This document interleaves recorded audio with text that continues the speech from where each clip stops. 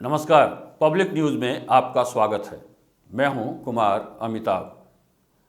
विख्यात अभिनेत्री व सांसद जया बच्चन ने कह दिया है, अब अच्छे दिन नहीं बुरे दिन आएंगे। उन्होंने संसद में श्राप देते हुए कहा कि सबके बुरे दिन आएंगे। वह परेशान थीं। उनकी बहू ऐश्वर्या राय से पनामा लीक मामले में पूछताछ हो रही थी। लगभग 6 घंटे लगातार जो पूछताछ हुई उससे वह बहुत परेशान है। इस मामले में उनका लगभग सारा का सारा परिवार फंस सकता है। इसके पहले अभिषेक बच्चन को भी बुला करके पूछताछ की गई थी। अब ऐसा लगता है कि आने वाले दिनों में शायद अमिताभ बच्चन को भी बुलाकर पूछताछ की जाए। इस बात को लेकर वो बहुत परेशान है। और पनामा लीक का मसला केवल एक परिवार का नहीं है, इसमें इस देश के बहुत बड़े बड़े लोगों के नाम आए हैं।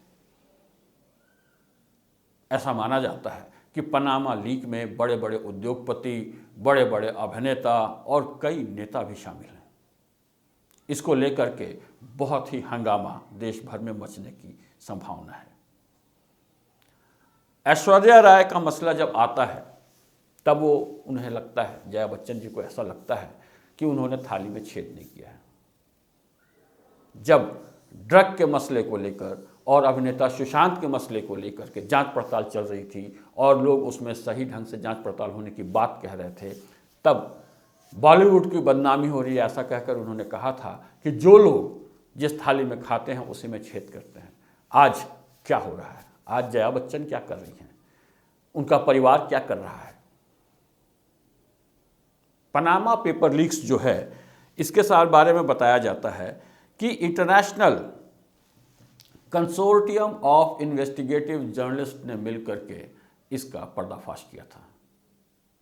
सारी दुनिया के सैकड़ों लोगों के नाम इसमें आए थे। यह एक बड़ा खेल चलता है। हमारी आम जनता, गरीब जनता को मालूम ही नहीं है कि किस तरह हमारे देश के बड़े लोग पैसा बचाते हैं और अपने देश को चूना लगाते हैं। अब तक तो हम इतना ही जानते थे कि स्विस बैंक में लोग अपना काला धन जमा कर लेते हैं, लेकिन काला धन जमा करने का और देश का पैसा लूटने का और भी बहुत सारे रास्ते हैं। दुनिया में कई ऐसे देश हैं जहां टैक्सेस बहुत कम हैं। वहां पे कंपनियां खोल करके हमारे देश के बड़े लोग अपने देश का सारा पैसा उन कंपनियों के नाम पे उन देशों में ले जा करके सुरक्षित रख लेते हैं। अपने देश की सरकार को कोई टैक्स नहीं देते हैं या नॉमिनल टैक्स देते हैं और इस तरीके से चोरी करते हैं। और जब ऐसे मामले अब सामने आने लगे हैं तो अब पूरे देशवासियों को कोस रहे हैं। वह कह रहे हैं कि देशवासियों के बुरे दिन आएंगे, इस देश में अच्छे दिन आएंगे ही नहीं।